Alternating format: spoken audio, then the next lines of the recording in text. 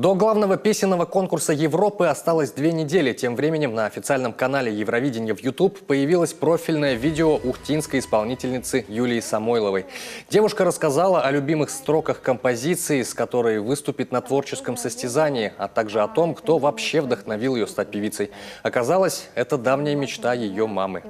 Меня вдохновила мама, потому что в детстве она очень сама хотела стать певицей, и у нее это получалось. И она все свои желания в меня вложила, и я начала петь. А чуть ранее состоялась прямая трансляция в одной из соцсетей с участием Самойловой и главного продюсера Первого канала Юрия Аксюты. Главный вопрос, который звучал в адрес Юлии, что сейчас происходит в ее жизни. Девушка рассказала, все ее время занимают репетиции, а еще уроки английского. Год назад она начала осваивать его практически с нуля. Занимаются с ней, между прочим, носители языка, которые работают и над акцентом. У Юли есть там свои какие-то особенности, да, но мы для этого сделали так, чтобы мы эти особенности немножко замаскировали.